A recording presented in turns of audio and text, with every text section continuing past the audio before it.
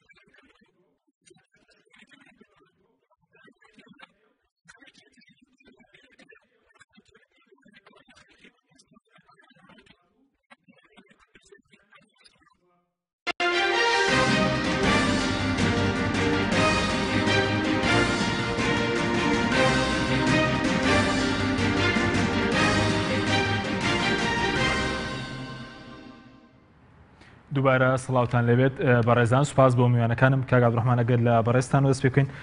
ڕای بەڕێستان چییە سەبارەت بەو فشارانەی کە ئێستا دروستکراون بۆ سەر کۆمەڵی ئیسلامی و لە رەزگیرکردنی ئەندامەکانی و لەوەی کە تۆمەتبارکردنیان بە کاری تیرۆریستی؟ بەداخەوە ئەم کارانە دیارە لە ئێستادا کە دەکرێت لە ڕاستیدا بەلای منەوە شتێکی نەعەجیبە و نەغەریبە، چونکە ئەمە یەکەم جار نییە پارتی دیموکراتی کوردستان کاری لەو شێوە دەکات، خەڵک دەفڕێنێت، خەڵک دەستگیر دەکات و کەیسی جۆراوجۆر بۆ خەڵک دروست دەکات، سیناریۆی جۆراوجۆر دروست دەکات. لە ڕاستیدا ئەمانە بەلای منەوە بۆ خۆی شتێکی عەجیب و غەریب نییە، چونکە ئەم هەرێمە کە ئێمە تیاژین پێوتری هەرێمی کوردستان، ئەمە ڕوەڕاستەقینەکەی بەرپرسان و فەرمانڕەوایانی ئەم هەرێمە بووە، چونکە ئێمە زۆر جار وا لێکمان داوەتەوە کە هەرێمی کوردستان لە ڕاستیدا هەرێمێکی دیموکراسیە، هەرێمێکە کە یاسەتیدا سەروەرە، هەرێمێکە کە دەستا و دەستکردنی دەسەڵات تێیدا بەرقەرارە، بەڵام دەرکەوت لە ڕاستیدا نە یاسا سەروەرە، نە دیموکراسیەت بەرقەرارە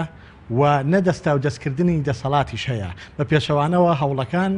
بۆ ئەوەن کە پشتا و پشتکردنی دەسەڵات هەبێت. بەداخەوە دەیڵێم پێشێلکردنی یاسا لەلایەن کەسە لە باڵاکانی ئەم هەرێمەوە یعنی بیرکەرەوە یاسای سەرۆکایەتی هەرێمی کوردستان یاخود ئەو کەسەی ئێستا پێدەوتێت سەرۆکی هەرێمی کوردستان بە شێوازێکی ناقانونی و ناشەرعی لە پۆستی سەرۆکی هەرێمی کوردستاندا ماوە. ئەمە تۆ کەسی یەکەمە لە وڵاتە بۆ خۆی پێشێل یاسای کردووە، ئەمە کارە ساتەکەیە. سەرۆکی حکوومەتی هەرێمی کوردستان پێشێل یاسای کردووە، چوار وەزیر لە بزنەوەی گۆڕان دەنێرێتەوە ماڵەوە، ئەمە لە ڕاستیدا پێشێلکردنی یاسایە. بۆیە وڵاتێک بەم شێوازە بێت، وڵاتێک ئاشتەواییەکەی تێکچوو بێ لە ڕاستیدا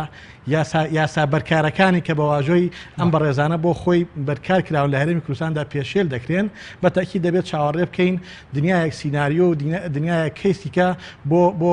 هەڵسوڕاوەکانی کۆمەڵی ئیسلامیە هەڵسوڕاوەکانی بزوتنەوەی گۆڕانە چالاکانی کۆمەڵی مەدەنیە ئێمە باش دەزانین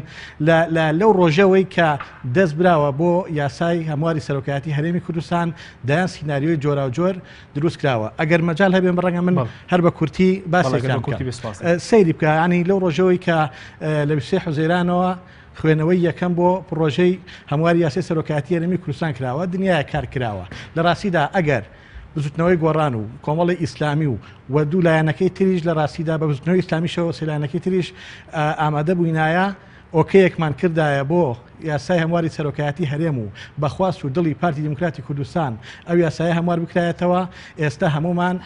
شۆڕژگەرترین حیزب بووین لە هەرێمی کوردستاندا نەک تۆمەتمان بۆ هەڵبەسترێت نە سیناریۆی جیاوازمان بۆ دروستکرێت بەداخەوە دەیڵێم تۆ بیرکەرەوە لە ساڵانی ڕابردووشە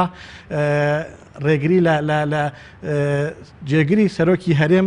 کاکۆسەد بوو ئەوسا و ئێستا جێگری سکرتێرێکی نیشتمانی کوردستانە ڕێ لەو گیرە ئێمە 15 پەرلەمانتەر بووین لە فراکسیۆنی گۆران لە 15 ئابا کە ویستمان بگەڕێنەوە بۆ شاری هەولێر لە بازگەی دێگەڵا بە شێوازێکی زۆر نشیا و سوکایەتی بە 15 پەرلەمانتەر کرا ئێمە من بۆ خۆم زۆر بە ڕاشکاوی لەگەڵ هاوڕەکانمە تاکیدم لەوە کردەوە کە ئێمە نمایندەی خەڵکی کوردستانین پێویست ناکات بۆ شێوازە هەڵسوکەوت لەگەڵ ئێمەداکەن بەڵام بەداخەوە ئەوەی کە بەرامبەر ئێمە کرا دەرخەری ئەو ڕاستیە بوو کە ئەو دیموکراسیەتی لەلایەن ئەو برادرانەوە لەلایەن برادرانی پارتی دیموکراتی کوردستانەوە باز دەکرێت باش وەکو بڵقی سەر ئەوەی کە بەرامبەر کۆمەڵکراوە پێ دوایە تەنها پەیوەندی بە یەک کورسیوە دەرەنجامی کورسیەکە لە سەدا توانم بڵێم 80 بۆ 85 ئەو سیناریۆ کەیسانەی کە بۆ حیزبەکانی کوردستان دروست دەکرێت هۆکارەکەی ئەوەیە ئەم حیزبانە لە ڕاستیدا دەستەمۆ نەبوون بۆ پارتی دیموکراتی کوردستان و ملکەش نەبوون بۆ بڕیارەکانی و نەچوونەتە ژێرباری ئەو خواستانەی کە پارتی دیموکراتی کوردستان هەیەە بە دڵنیاییەوە دەیڵێم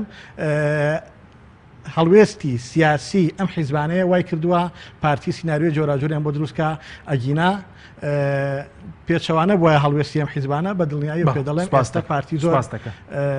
هاوکار و ڕەنگە پشتیوانی تەواویشی دەربڕینا بە حیزبی شۆڕژگەر لە قالیمبانە. سوپاس دەکەم کاک دکتۆر موسە ناگەر بێمە لای بەڕێستان سوپاس بۆ ئامادەبوونتان دەمەوێت ڕای بەڕێزشتان بزانین لەسەر و هەڵمەتەی کە ئێستا دەست پێکراوە بۆ سەر کۆمەڵی ئیسلامی و پێشتریش مەسەرەن بۆ سەر لایەنەکانی ترە بووە ڕای بەڕێستان سەبارەت بە پێ دوایە ئەم جۆرە کارانە و ئەم جۆرە سیناریۆیانە دۆخی کوردستان بەرەو کوێ دەبن؟ بەڵێ سەرەتا زۆر سوپاس سڵاو ڕێزم بۆ ئەو بەڕێزانەی کە بەشدارن و بۆ بینەرانی بەڕێز سوپاسیش بۆ جەنابتان کە ئەم دەرفەتتان بەخشی بێگومان بەکارهێنانی یاسا و دادگاکان بۆ ململانەی سیاسی لە کوردستانە شتێکی غەریب نییە بەڵام بێگومان ڕابردووی کۆمەڵی ئیسلامیش لە بواری مەسەلەی تیرۆرە پاکە و پێویستیشی بەوە نییە کە زۆر خۆی بشڵەژێنێ لەسەر مەسەلەیەکی لەم شێوەیە گومانیتیانە کە بەم زوانە ڕوونە بێتەوە کە یعنی لە ڕووی یاساییەوە چەندێک ئەو بەڕێزانی کە ئێستا تۆمەت بار کراون چەندێک پەیوەندیان بەو مەسئلەیەوە هەیە یاخود نییە و قەناعەتم وایە ئەم جۆرە ئیمتیحان و یعنی هەڵوێستانە ئەبێ بە شێوازێکی ئیجابی سیر بکرێەوە بێگومان ئەم خۆڵقاندنی ئەم جۆرە کەیسانە لەم ساتەوەختا خزمەت بەو ئامانجە گشتیە ناکە کە هەمومان لەسەری کۆکی نەویژەوەیە کە ئەبێ کوردستان بەرەو ئارامی وەربەرەو سازان بەرەو پێکەوە ژیان بەرەو ڕێکەوتن و بەرەو هێوەرکردنەوە ببرێ بەرەو یەکڕی خستنەوەی ماڵی کورد ببرێ بە تایبەتی کە ئێمە لەم ساتەوەختا کۆمەڵی قەیرانی گەورە لە ئاراستەمان بووەتەوە قەیرانی داراییە قەیرانی داعش و تیرۆرە و قەیرانەکانی تری سیاسی و گرفتەکانمانە لەگەڵ حکوومەتی ئیتیحادی پێویستمان بەوە نییە جارێ ئێستا کە چاومان بڕیوەتە خەونی گەورە ژۆکو دەوڵەت و ڕیفراندۆم و ئەمانە بە هیچ شێوەیە ئەم جۆرە هەڵسوکەوت و سلوکانە نایەتەوە لەگەڵ ئەو خەونانەی کە ئێمە باسیەکەین بۆ میلەتەکەمان و ئەو تەحەدی و بربەستە گەورانشی کە ڕوبەڕووی میلەتەکەمان بووتەوە ڕەنگە بانگێشکردنی هیچ کەسێک لە وڵاتە یعنی بۆ بەردەم دادگا ئەگەر بە شێوازی یاسایی بێ و ئەگەر ڕێکاری یاسایی تیا بەکار بێنرێ هیچ شتێکی نامۆ نەبێ بە تایبەتی ئەگەر یەکێ لە ئامانجە سەرەکیەکانمان بریتی بێ لە سەروەری یاسا بە دڵنیاییەوە ئێمە هەمومان ئەبێ ڕازی بین بەوەی کە یاسا سەروەر بێ لە وڵاتە، بەڵام بەکارهێنانی دادگا بۆ ململانەی سیاسی یا بۆ فشاری سیاسی شتێکە پێچەوانەیە لەگەڵ ئەو ئامانجانی کە باسم کرد، پێچەوانەشە لەگەڵ بنەماکانی دیموکراسیەت و سەروەری یاسا و حکومڕانی ڕەشید و ئەوەی کە ئێمە هەمومان بەداخەوە تا ئێستا نەمان بینیەوە، بەڵام هەمووشمان خەو نەبینین کە لە کوردستانە ئەمە بێتە دی و بە زووی ومێدەخوازم کە کۆمەڵی ئیسلامی سەربەرز لەم ئیمتیحانە بێتە دەرەوە و ڕاستیەکان ڕوون ببنەوە و ئەو جیهەتانەشی کە هەر کارێکی نایاساییان کردبێ لی پەشیمان ببنەوە و جارێکی تر یاسا مەجرای خۆی بگرێتەوە و سەروەر بێ لەسەر هەموو کەس، نەک بە ئینتیقائی بەرامبەر بە کۆمەڵێک کەس بەکاربێ یا بە کۆمەڵێک کەس. ئێمە وازانین و دایان جاری ژوتومانە سەدان خەڵکی تاوانباری مجرم کە محکەمەکان بڕیاریان لەسەر داون و حکومەکان یەکلا بووەتەوە لە دەرەوەی زیندانەکانن و لە دەرەوەی تۆڵی یاساین و بەداخیەوە سربەست ئەگەڕێن لەم وڵاتە و کەسیش ناڵێ سەری چاوتان بڕۆی پێوەیە. لە کاتێکا کە ئەم حاڵە هەیە و لە کاتێکا کە ئەم قەیرانە یعنی ئەوەندە حەجمی ئیعلامی پێدرێ، گومانی تیانە کە بەشێک لەم مەسئلەیە بەشێک فشاری سیاسیە و بەشەکەی تریشی کە قەرار ئەگەر گومان بێ مەفروزە یا هەر جۆرە بەڵگەیە بێ دژ بە هەر کەسێک پێویستە لە چوارچێوەیەکی تەندروستی یاسا بەبێ ناوزڕاندنی کۆمەڵی ئیسلامی و بەبێ ناوزڕاندنی ئەو بەڕێزانەش کە یعنی دوایی بێگومان کە ناتوانن حەقی شەرعی و قانونی خۆیان وەرگرنەوە، دوایەوەی کە پاکێتیان ئەسەلمێنرێ پێشوەخت ناویان زڕێنراوە بە شێوازێکی ناشرین، دوایی بە ئاسانی ئەم ڕاگەاندانە ئینسافیان ناکەنەوە و خەڵکی کوردستان نازانێت کە ئەوان بێتاوان بوون. لەبەرەوە ئەو حەجمە ئیعلامی کە دراوە بەم قەزیە و بە ناوی سیانی کەسەکان ناویان ئەبرێ و نیسبەتیشیان لەگەڵ پلەیان لە ناو کۆمەڵی ئیسلامیە بەو زەقیە باسەکرێ، ئەمە بۆ خۆی دیارە ناوزڕاندنێکی سیاسیە و نابوو دادگاکان بەم شێوەیە تەسەڕفکەن، ئاسایشی ئەو لێر نابوو بەم شێوەیە مامەڵە لەگەڵ ئەم کەیسە بکە، ئەبوایە بە شێوازێکی بێدەنگ دوور لە چاوی کامێرا و زڕاندنی ناو زۆر باشکرێتەوە لە ڕووی قانون. باش کاکتۆر، بەڵام دەکرێت ئەم مەسەلە هێزێک کە پێچەوانی تۆ بجوڵێتەوە، دەکرێت تۆ سیناریۆ بەدروستکەی یاخود لە پێناو کورسیەک کوردستان ڕوبەڕووی قەیران بکەیتەوە؟ بێگومان سیناریۆ دروستکردن کارێکی نەشیاوە، بەڵام ئەوەی کە ئەم کەیسە چەنی حەق و باڵی تایە بێگومان پێویستە دەستگای قانونی و قەزاییەکان، محکمەی تحقیق و محکمەکانی تر پێویستە بڕیاری خۆیان بدەن لەسەرەوەی کە چەندێک ئەم بەڕێزانە زوڵمیان لێکراوە و چەندێک ناویان زڵێنراوە بە ناحەق و چەندێک پەیوەندیان بەو کەیسەوە هەیە کە کەیسەکە بێگومان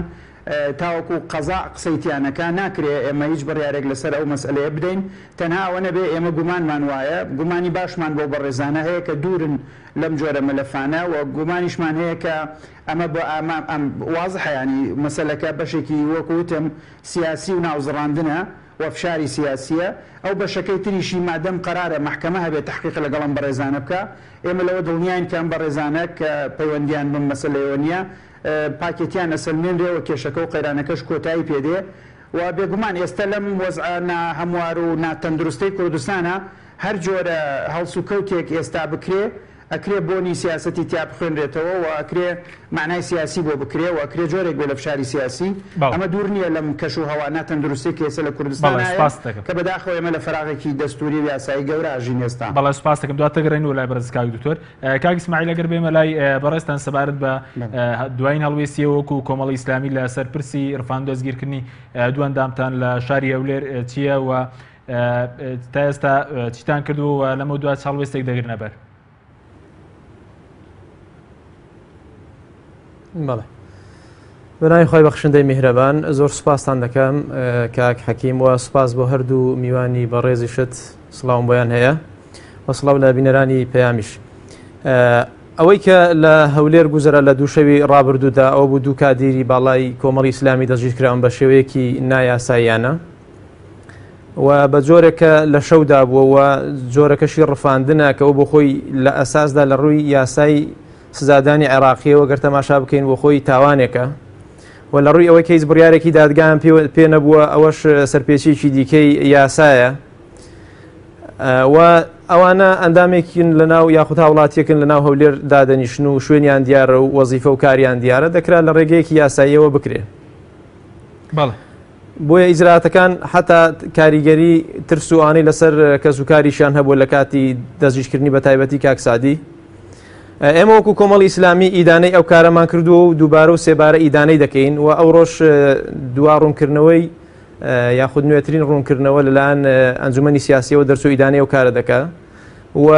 بەوەی دەزانێت کە باجی کۆمەڵی ئیسلامیە لەسەر مەوقیفەکانی دەیدات و تۆمەت هەڵبەستنێکی ناڕەوای ڕوون و ئاشکرایە بە ئەندامانی کۆمەڵی ئیسلامی. بۆی ئەمە پێمان وایە سەرتاپای ڕووداوەکە هەر لە بیداەتی و لە سەرەتایەوە بریتە لە سینناریۆیەکی دروستکرا و سینناریۆ دروستکردنیش پێم وایە شتێکی ئاسانە کاتێک تۆ دەسەڵات بی و ئاسایش لە خۆت بێ و حکومت بۆ خۆت بی و دادگاکان سەر بە خۆت بن و زەخت و فشاریان لەسەر بکرێ پێم وایە شتێکی ئاساییە و دەکرێەوە لە ڕابردوشدا کۆمەڵی ئیسلامی زۆر ئەندامی دیکەی دەستگیر کراوە و خۆشبەختانە هەمویان بەریء دەرچوونە هەم لە ئاسایش هەم لە دادگا هەم دواتر لە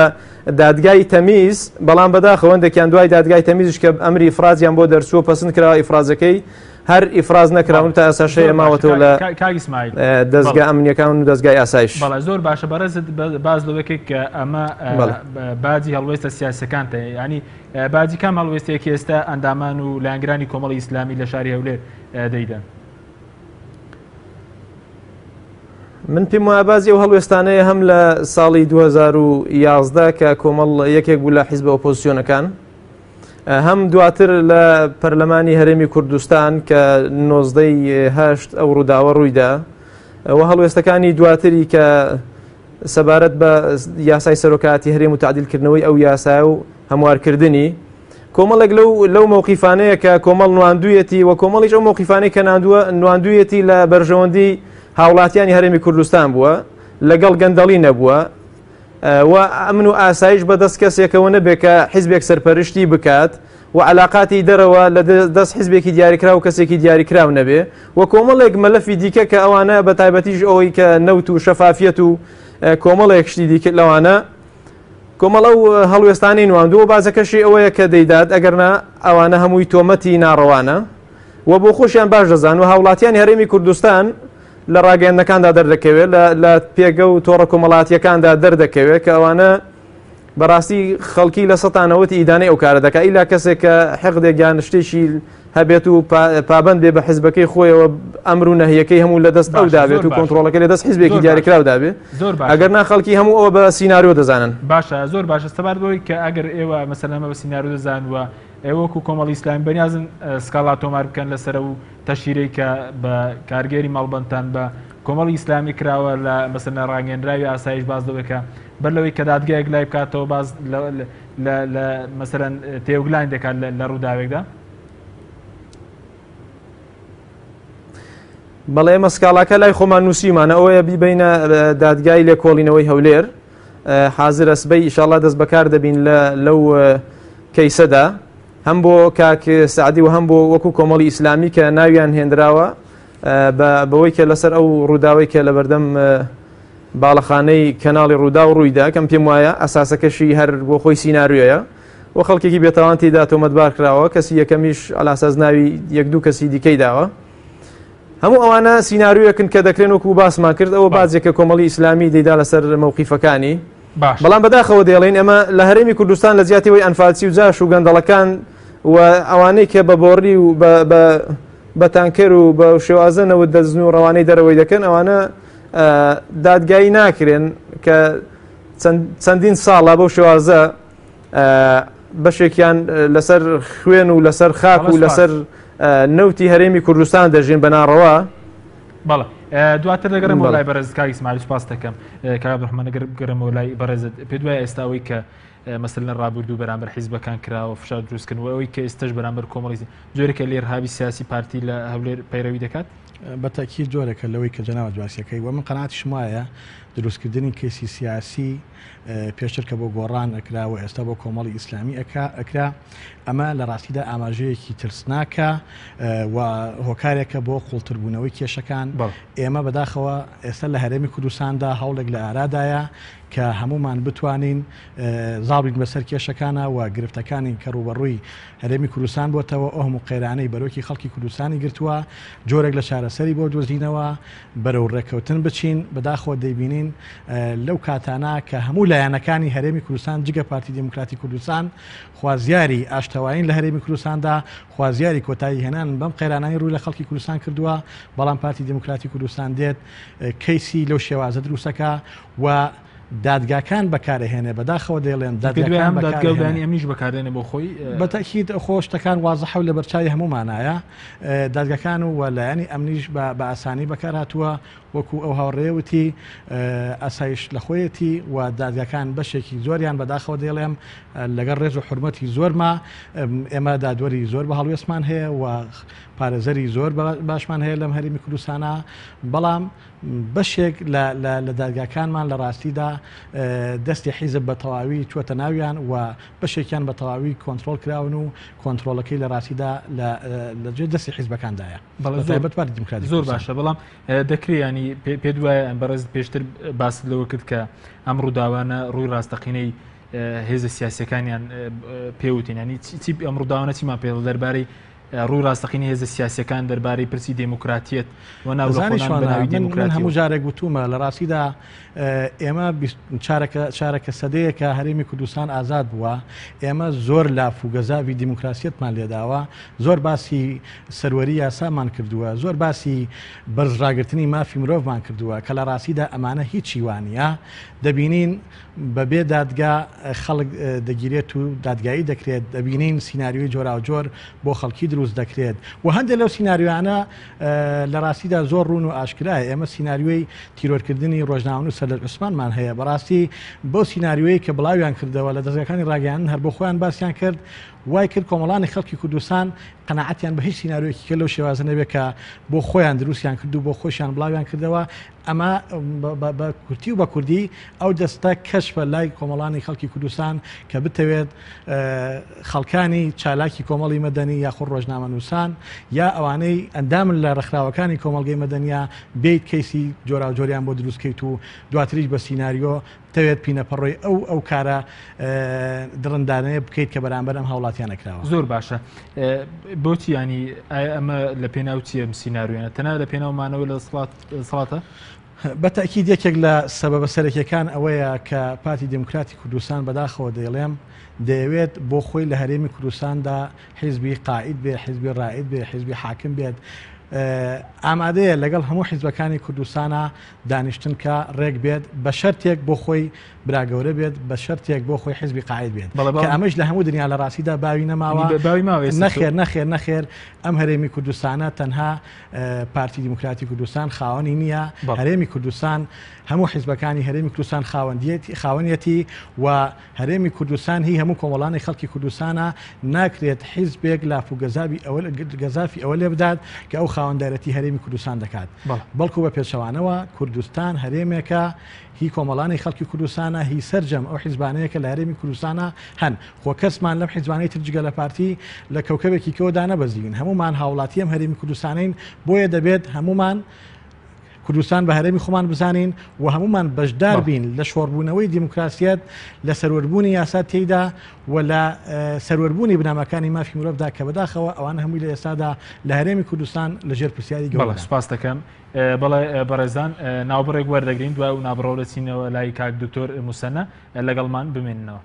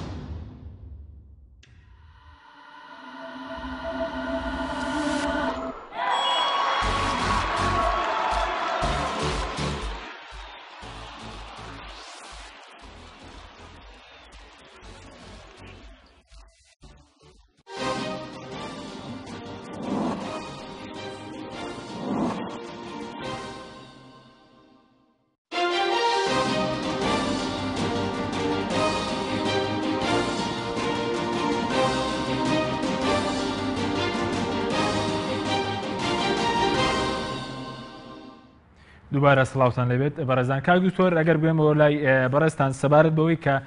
کاک عەبدوڕەحمان باسی لەوە کرد کە ئێستا باوی حیزبی قاید و سەرکردەی قاید نەماوە یعنی پێ دوایە ئەو هێزەی کە بێوێت ینی بەم جۆرە مامەڵەکە لە دۆخی کوردستان دۆخکاڵەوەستر ناکە کە بێوێت لەبەر مەسەلەن مانەوە سەڵات فشار دروستکە لەسەر لایەنەکان وە سیناریۆ دروست بکات؟ بێگومان ئەگەر هەر حیزبێک بێوێ کوردستان بەرەو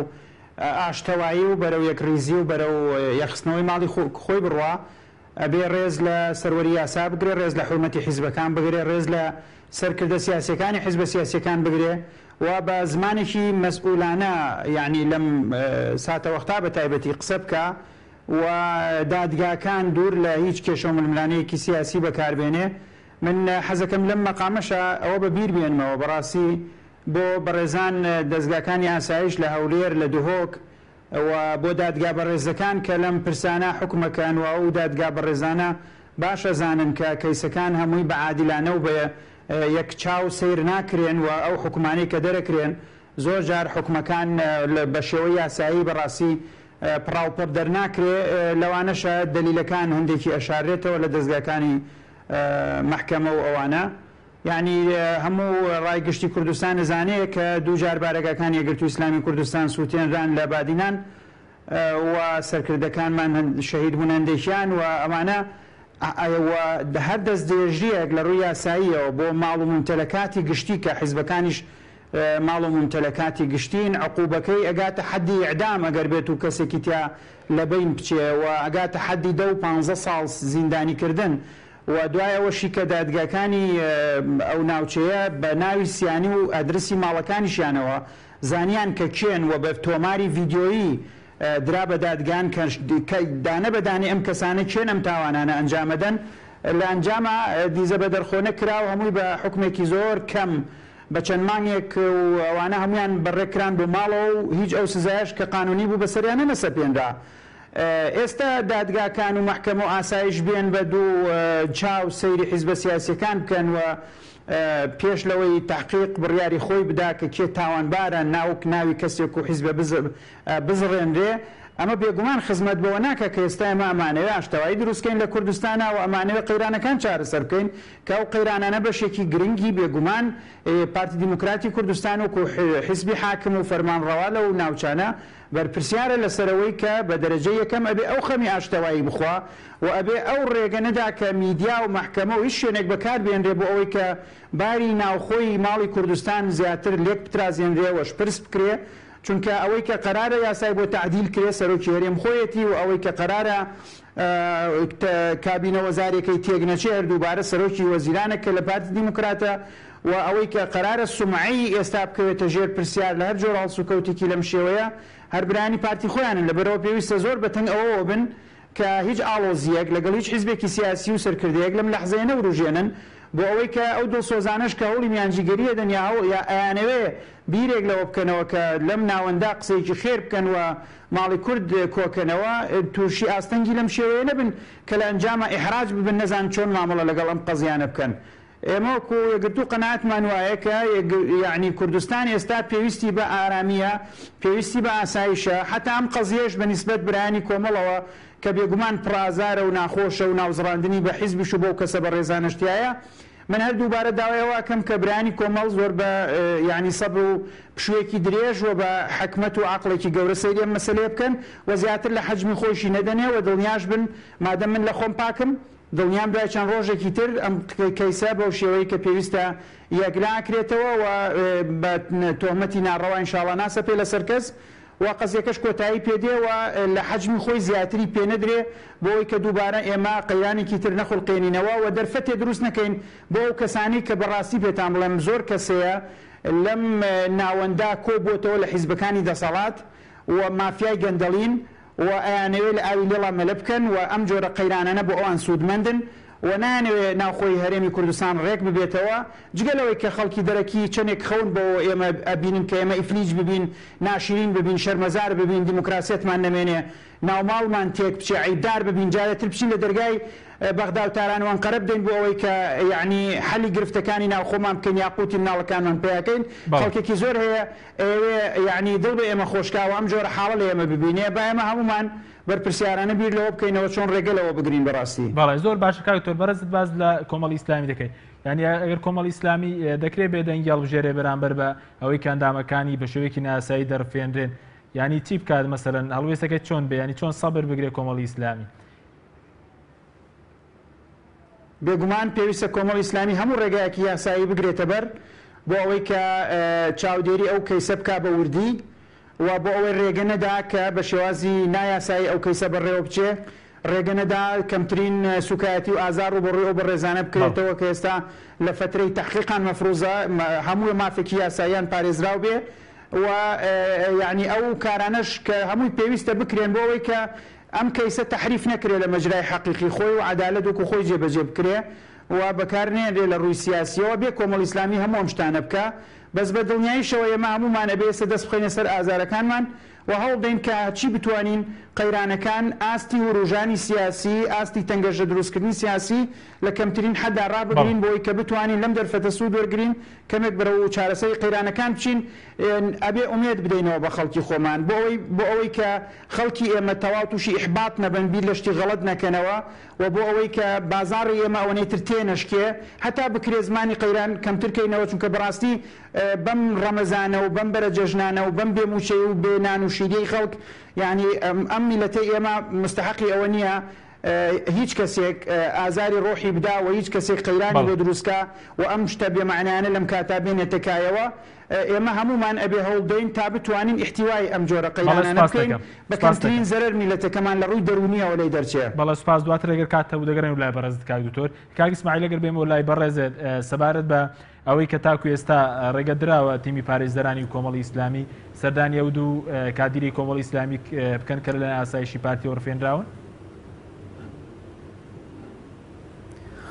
ئەوەی کە هەوڵدراوە بۆی کە وەکالیان بۆ بکرێت بۆ پارێزەرانمان و دەستەیەک لە پارێزەرانمان پێکێناوە بۆ دیفاکردن لە مافی ئەو بەڕێزانە بە تایبەتی کاک سعدی کە ئەو شەی ڕابردووش کاک سەرهاد یا کاک جوێمەر گیرە چاوەڕێ ئەوەن کە پەنجەمۆرەکەی بکرێ و دواتر ئیجراعاتی دیکەی یاسایی بگرینە بەر بۆ بەدواتچوونی کەیسەکە بەزەوەی کە گرفتە کاک حەکیمۆکو بەڕێزان نیش ئاماژەیان پێکرد نەبوونی سەروەری یاسا لە هەرێمی کوردستاندا ئێمە پێمان وا بوو بەرەو جەژن دەچین لەوانەیە پارتی دیموکراتی کوردستان کۆمەڵک دەست پێشخەری بکارۆکو لە بەیاننامەکەی کاک مەسعود داهاتە بوو کە ئێمە بەرەو ڕیفراندۆم و بەرەو گۆڕانکاری گەورە دەچین دەبێ احتیاط وەربگرین و حیزبەکان دابنیشن و کۆبنەوە نەوەگەوەی تۆمەت بۆ کادیرانی حیزبێکی گەورە لە هەرێمی کوردستان دروست بکرێ نەوەک بەوەی کە ئاسایش جێگەی دادگاکان بگرێتەوە ئەگەر وا بێ دادگاکان بەڕاستی کۆمەڵک بینان هەیە ئەگە بکرێ و بینانە بکرێ بدرێن و دادگاکان بچنە ماڵەوە لەوانەیە سوودێکیشی بۆ هەرێمی کوردستان هەبێت لە زیاتی ئەوەی ڕوبع موچە و نیوە موچە بدا و کاتی موچەکانیش تەواو بدا ئەوەم پێمان وابوو لەوانەیە پەیامێکی لێبوردەیی بڵاو بکرێتەوە بەوەی کە حیزبەکان لەسەر مێزی گفتوگۆ دابنیشن و باز لە سربەخۆیی و باز لە ڕیفراندۆم کە قۆناغی پێش سربەخۆیە بکرێت بەڵام بەداخەوە دواتر کە لەلایەک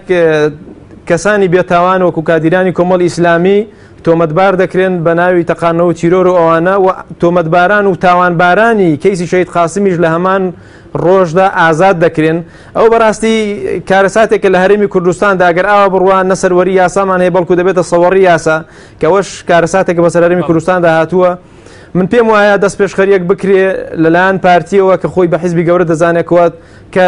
تاوانی گەورە یاخود تەقسیری گەورە هەر شتێک ڕوو بدا لە هەرێمی کوردستان لەسەر ئەو حیساب بە تایبەتیش لە هەولێر کە تۆمەتەکان زیاتر ئاراستی ئەو دەکرێت هەر کارێک ڕوو بدات هەر تۆمەت هەر تاوانکاریەکی پێدەڵی هەر کەم و کوڕیەکی پێدەڵی لە ڕووی یاساییەوە لە ڕووی سیاسیەوە لە ڕووی کۆمەڵایەتیەوە کەەوە کاریگەریەکی سلبی کۆمەڵایەتیشی لەسەر کۆمەڵگە دەبێ من پێم وایە هەم ئاسایش کە هەرچەندە ئەو مەئمورە و ئەمر پێکراوە بەڵام ئەویش بەخۆی دابچێتەوە لە بابەتانە لە خودی ئەو کەیسەی کە ئێستا ئەو دوو برایمان و دوو کادیرەمان گیرەوە لەوەشدا هەر بە بابەتەکان دابچێتەوە دووبارە و بڕیارێکی صحیح و ڕاست بدەن لەسەر ئەو کەیسە. بەڵێ زۆر باشە سەبار بۆی کە ئێستا وەکو کۆمەڵی ئیسلامی چۆن وەڵامی ئەو بڵێن نارەتپەروەریە و زوڵمە دەدەنەوە کە ئێستا بەرامبەر ئەندامانیەوە دەکرێت ئایا تەناسکاڵە تۆمارەکەن یاخود لە ڕووی ئەوەشەوە ئێوە کۆنسوڵی وڵاتان تەن ئاگدارکرێتەوە لەو پێشێرکارێکی ئێستا بەرامبەر بە کۆمەڵی ئیسلامی دەکرێت؟ من لە سەرەتاوە ئاماژەم پێکرد کە بەڵێ سکاڵا حازر کراوە سبێنی ئینشاڵڵا تۆماری دەکەینەوە و ئەوەی دیکەش ئیدانەی ئەو کارە کراوە بەڵێ کۆنسوڵخانەکانیش لەو قۆناغی دادێت ئاگادار دەکەینەوە. ئێمە نەمانویست هەموو وەرەقەکانی زەخت هەموو وەرەقەکانی ئاگادارکردنەوەی خەڵک بۆ کۆنسوڵخانی هەموو ئەوانە لە یەک کاتدا بکەین بەڕاستی، چونکە ئەو بە تەدریجی دەبێ بەڵکو دەڵێن ئەوانیش پەشیمان بنەوە لەو کارەی کە کردویانەوە بەخۆیاندا بچنەوە لە بابەتەکانەوە بە خودی کەیسەکەشدا بچنەوە و بە خودی ئەو سیناریۆیانەدا کە بەڕاستی خەڵکی هەرێمی کوردستان هیچ باوەڕی بەو قەزیانە نییە. ئەگەر گریمان خەڵکانێک بەو شێوازە بە تیرۆریست دادەندرێن، ئەگەر گریمان دەیانەوێت ئاسایشی هەرێمی کوردستان بپارێزن، ئەوە خەڵکی شایدی دەدا کە کۆمەڵی ئیسلامی یەکێک بۆ لەو حیزبانەی ناکرێت بڵین تاکە حیزبڵانێکێک بۆ لەو حیزبانەی کە ویستوێتی ئاشتی کۆمەڵاتی بپارێزێ و ئاسایش و ئەمنی هەرێمی کوردستان بپارێزێ بە شایدی خەڵک و حیزبەکانی دیکەش، نەوەک خوانە خواستە کادیرانی باڵای کۆمەڵی ئیسلامی تێوە بگلێن لە کاری لەو شێوەیە کە ئەو کارەش بۆ خۆی کارێکی زۆر دزێوە، ینی قومبەلێک لە بەردەم بارگای حیزبێکی بڵێ بارگای کەناڵێکی ئەلامی کە هەر بۆ خۆی شتەکە زۆر گوماناویە بەڕاستی پێم وایە هەر بەو کەیسەشدا بستنەوە ئەو ئەسڵی بابەتەکە ئەسڵی ڕووداوەکە ئێمە لە سەردەمی تەکنۆلۆژیا و سەردەمی پێشکەوتن و ئەوانەدا کامیرە هەیە بە ئەو معلومات و ئەوانە بێنن ئەو کامیرانەی کە لە بەردەم کەناڵەکەدانە داخۆ ئەو ڕووداوە بەو شێوەیە بووە ئەو کەسانە ئەنجامیان داوە وەچێ بوو ئەنجامی داوام پێم وایە بە ئاسانی دەکرێت بگەنە نەتیجە، بەڵام ئەوە بیان و پێگرتنی کۆمەڵی ئیسلامیە لەو قۆناغە سیاسیە یان ئەو بازاڕە سیاسی ئاڵۆزەی ئێستادا. باشە ئەو کارەکەی چیەکە و کەناڵە ئیدعای ئەوە دەکە کە مثلەن یەکەمی بێر کابرە بۆچی مثلەن ئەو کامیرە چاودێرانەی کە و کەناڵایەتی تاکو ێستا بڵاو نەکرانەوە با خەڵکی کوردستان بزانێت کێنەوانەی کە ئەنجام دەری ئەو کارە بوون. بۆ مەسلەی کەناڵە کە ڕای دەگەێنە یەکەمی بێ ڕکابەرەوە خۆ کەناڵە ناتوانێت بڕیار بدا و قسەیەکە بۆ خۆی دیکە و بەخۆڵا گوتنێکە شتێکی ئاسایی بخۆی هەڵا دەڵێ مشکلەمان نیە، بەڵام گرنگەوەی خەڵک ئاعترافی پێ بکە هاوڵاتیان ئەوانەی بینەران بڕیار لەسەر ئەو بابەتە دەدەن. بەڵێ ئەو پرسیاری دووەمت ببوورە سەبارەتەوەی کە بۆچی تاکو ئێستا ینی ئەمە ئایا زیاتر ینی ئەوە ڕوون بۆ تۆ کەمە سینناروێ بۆچی تا ئێستا مەسەلەن کامێرەکانی چاودێری ئەو بڵاو ناکەنەوە کە ئایا کێنەوانەی کە مەسەلەن ئەو تاوانیان ئەنجام داوە. ئاخر یەک گومانی گەورەی کە لە سینناریۆەکەی هەیە یانیان ئەوە کە سینناریۆیە ئەوەیە کە ئەوان ئایا کامیرەی چاودێری لەو منتیقی شوێنێک نییە کەناڵێکی ئاوە مادەم یەکەمی بێڕکابەر بێ و کامیرەی چاودێری لە سەردانەندراوە ئایا بزانێت لە دەوروبەری چ ڕوودەدا چێ هێرشی دەکاتە سەر ئەو من پێم وایە ئەوە ئیدعایەکە دەکرێت و توانیان بەداخەوە دەڵم توانیان هەموو حیزبەکان و سەرکردەی حیزبەکان بێن لەسەر خەتکەوە ڕووداوێکی تێروریستی و ئیدانە بکرێت بۆ شێوازە بەبێ ئەوەی لێکۆڵینەوەی لێ بکرێ و ئەوەش ئیستیغلال کرا بۆی ڕووداوێکی ئاوای پێ دروست بکرێ و کۆمەڵێک تۆمەتی لەو بابەتەی پێ ببەشرێتەوە بەسەر بە تایبەتی کە تۆمەتەکە بەر کۆمەڵی ئیسلامی کەوتووە لەو خۆناغەدا. سپاس. ئەگەر کاتمان نەبوو دەگەڕێم وڵات کاک عەبدوڕەحمان سەبارەت بە یعنی ئەرکی حیزبە سیاسیەکان چیە مەسەلەن پەرلەمانتاران چیە ئەگەر کۆمەڵی ئیسلامیش نەبێ هەر هێزێکی تر بێ کە مەسەلەن بۆ ئەوەی کە دژایەتی ستەمکاری دژایەتی نەعەدالی دەکاوە بەرام کرد دەکرێت هێزی سیاسەکان چاڵوێستێکیان نەبێت. لە ڕاستیە من بڕام وایە ئەم سینناریۆیانە بەردەوام دەبن ئەگەر دوێنێ بۆ گۆڕان بووبێت ئەمڕۆ بۆ کۆمەڵی ئیسلامی بێت سبینێش بۆ حیزبێکی کە ئەم سینناریۆیانە دووبارە بێتەوە بۆیە ئەرکی لە پێشینەی هەموو پارت و ڕێکخراوە سیاسیەکان لە هەرێمی کوردستاندا و ڕێکخراوەکانی کۆمەڵگەی مەدەنی پەرلەمانتاران و هاوڵاتیان بە شێوەیەکی گشتی لە ڕاستیدا ئەرکی هەموو لایەکمانە بەگشت ئەم جۆرە کارانەدا بچینەوە کە بەبێ لێکۆڵینەوە بەبێ وردبوونەوە لەم جۆرە ڕووداوانە بە هەڕەمەکیانە بکەونە گرتنی خەڵک و ڕاودونانی خەڵک لە کاتێکە کە سەعات وەبزانم لەگەڵ مەلابانگاندا بووە ئەم برادرانە گیراون ئەمانە دەبێت هەمومان هەڵوێستمان هەبێ و لە ڕاستیدا بێدەنگ نەبین چونکە بێدەنگبوونی ئەم پارتە سیاسیانە و ڕێکخراوەکانی کۆمەڵگەی مەدەنی وای کردووە لە ڕاستیدا پارتی لە ماوەی ئەم چەند مانگا چەندین کاری کردو ینی ڕێ لە سەرۆکی پەرلەمانی کوردستان کرد کە پەرلەمان بۆ خۆمان دەزانین گەورەترین دامەزراوەی شەرعیە ئەوەی کرا لە ڕاستیدا عیبێکی ئەجگار گەورەی هێنایە سەرشانی هەرێمی کوردستان ڕێی لە پارێزگاری سلێمانی کرد کە بچێتە کۆبانی بۆ هاوکاریکردنی کوردانی ڕۆژئاوا ڕێی لە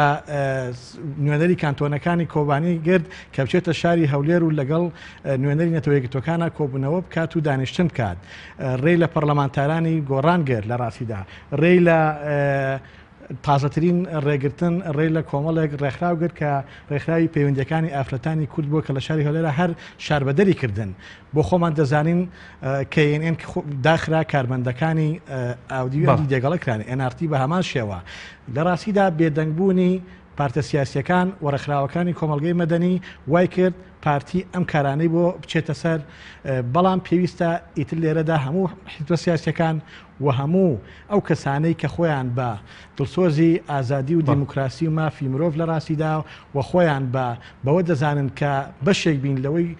دەورمان هەبێت لە سەروەری یاسا ئەبێ بێدەنگ نەبین و لێرەوە بە پارتی بڵین ستۆپ ئیتر تۆ ناتوانیت چی دویست بەخواستی خۆت بکەیت بەڵکو ئەم وڵاتە وڵاتی هەمومانە لە زاخۆ تا دەگاتە خانەقین لە ڕاستیدا مڵکی هەموو هاوڵاتیانی کوردستانە و هەموو پارتە سیاسیەکانە ناکرێت ناوچەیەک بەتەنها قۆرغ بکرێت بۆ حیزبێکی سیاسی بەخواستی خۆی چی ویست بیکە لە شتێک هەیە ئەڵێ یار و نەر لە ڕاستیدا ئەوەی لەگەڵایەتی بۆ خۆی چی بێت بە ئارەزوی خۆی بکە ئەوەشی ناری بێت شار بەدەریکا کاتە بەرز ئیدانەی و کارە دەکەی بە دڵنیاییەوە من 100% ئیدانەی دەکەم و ئەمە کارێکە بەس لە هەرێمی کوردستاندا ئەو جۆرە کارانە هەیە بۆیە لێرەشەوە لە ڕاستیدا ئەمڕۆ پارێزەرانی سلێمانی گرتبوونەوەیەکیان کرد کارێکی زۆر باشیان کرد و من لێرە دەستخۆشیان لێ دەکەم دەبێت دادوەرە بەڕێزەکان و پارێزەران لە هەموو شار و شارەکانی کوردستاندا لە ئاست ئەم جۆرە کەیسانەدا کە دەیانەوێت بنانە سیاسیەکان تێکەڵ بە دادگاکان بکەن و بە یاسا بیانەوێت لە ڕاستیدا کۆمەڵە کەیسی نادروست دروست بکەن بۆ سەرکردە سیاسیەکان بۆ کادر و هەڵسوڕاوانی لایەنە سیاسیەکان باشترین شدەوەی هەمومان بینە سەرخەت و دژی ئەم جۆرە کارانە ڕاوەستین. کاک دکتۆر ئەگەر بە کورتی بێمە لای بەڕێزت دەقەیەکیش بۆ بەڕێستان سەبارەت بە هەڵوێستی وەکو یەکگرتووی ئیسلامیانی بۆ ستا هەڵوێستێکتان نییە دەربارەی ئەم کارێک کە مەسەلەن دەرحەق بە کۆمەڵی ئیسلامی کراوە بەنیازن لە داوت هەڵوێستێک بنوێنن یاخود هەڵوێستی فەرمیتان هەبووە؟ ئێمە برانی کۆمەڵ بە خۆمان نەزانین شتێکی جیانی لە ئێمە تا ئێمە هەڵوێستێکی تایبەتمان هەبێ بەرامبەر بەم کەیسە پێشمان وایە گەلی کوردستان زۆر لەم نمونانەی بینیوە و بە هەموو شێوەیەک 100% ئێمە دژین لەگەڵەوەی کە لە قسەکانیشم وازح بووم کە ئێمە دژین لەگەڵەوەی سیاست و دادگا تێکەڵ بکرێن لەگەڵ یەکتری پێویستە ئەم کەیسانە بە مۆزوعی سیرکرێن دەستگایەکی ڕاگەاندن هێرشێکراوەتە سەری کامێرە هەیە لێکۆڵینەوەی یاسایی و لێکۆڵینەوەی ئەمنی هەیە پێویستە مەجرای خۆی وەربگرێ بە شێوازێکی سروشتی بەبێ ناوزڕاندن دوور لە تەشهیر دوور لە ناوزڕاندنی هیچ حیزبێکی سیاسی ئەوەی دوور لە ناوزڕاندنی هیچ تاکێکی ئەم کۆمەلگایە کە دوایی ئەکرێ بەراعەتی بسەلمێنرێ بەڵام ناوزڕاندنەکەی چارەسەر ناکرێ و ئێمە دوور و نزیک دژ بەم مەسئلەیەین و پێمان وایە کە وەزعی هەرێمی کوردستان تەحمل ئەم جۆرە قەیرانانە ناکات تابعی ڕوژاندنی باسەکە دیار بوو کە کۆمەڵی ئیسلامی تێ ئامانجە سمعی کۆمەڵی ئیسلامی کە بێم بلای ئێمەوە سمعی کۆمەڵی ئیسلامی وەکو حیزبێکی بەڕێزی ئەم کۆمەلگایە و برای ئێمە و هاوسەنگەری ئێمە و هەر ئێمە یانی شتێکی جیانی لە ئێمە قەناعەتمان وایە سمعیان و بەشداری سیاسیان لەم کۆمەلگایە و حرمەتیان لەوە گەورەترە کە بەم جۆرە شتانت لە کەدار ببێ و ئینشاءڵڵا کۆمەڵی ئیسلامی بەسەربەرزی ئەم قەیرانە تێپەڕێنێ و ڕاستیەکانیش بۆ ڕایگەشتیش ئاشکرا بن و بەراعەتی ئەو دوو بەڕێزەش و مێدەوارین بە زووترین کات بزانرێ. زۆر سپاس. کاک ئیسماعیل دەقەیەکیش بۆ بەڕێستان سەبارەت بەوەی کە بەڕێزت وتت ئەمە بازی هەڵوێستەکانی کۆمەڵی ئیسلامی کۆمەڵی ئیسلامی بەم جۆرە کردەوانە ئایا لە هەڵوێستەکانی خۆی پەشیمان دەبێتەوە؟ کۆمەڵی ئیسلامی بێگومان قۆناغی زۆر لەوە قورستری تێپەڕاندووە و ئەوەش پێم وایە تێدەپەڕێت و تێشیدا سەرکەوت دەبێت لەو تاقیکردنەوەیدا بەڵام ئەوەی کە گرنگە ئەوەیە کە پێم وایە ئەو برسێتی و جوعی کە بڵاو بکراوەتەوە خەوفی بە دووادان نەیە چونکە هاوڵاتیان تەحملی ئەو بابەتە ناکەن و ئەو بابەت ئەو دروستکردنی ئەو کەیس و سیناریۆیانە پێم وایە خزمەت بە پرۆسەی سیاسی و یاسایی هەرێمی کوردستان ناکە ئێمە ناوێرین باسی شتێک بکەن کە دەڵێن داعشەیە و وڵات ئاوایە و کەچی لە ناو هەرێمی لە ناو پایتەختی هەرێمی کوردستان ئەمنیەت و ئاسایی شتێک دەدرێت بەداخەوە من پێم وایە بۆ بابەتانەدا بچنەوە وەزع و بارودۆخەکان ئاسایی بکرێتەوە. بەڵێ بەڕێز ئیسماعیل ڕەسوڵ ئەندامی سەرکردایەتی کۆمەڵی ئیسلامی زۆر سپاس بۆ بەڕێستان کە لە هەولێرەوە لەگەڵمان بێرە زۆر سپاس بۆ دکتۆر موسەنا ئەمین ئەندامی سەرکردایەتی یەکگرتووی ئیسلامی کە بەڕێزیان لە سلێمانیەوە لەگەڵمان بوو هەر زۆر سپاس بۆ کاک عەبدوڕەحمان عەلی ئەندامی پەرلەمانی کوردستان لە فراکسیۆنی گۆڕان کە لە ستودیۆی سەرەکی لەگەڵمان بوو سپاس بۆ ئێوە بەڕێزان سپاس بۆ ئاوکارانم تا بەرنامێکی تر خواتان لەگەڵ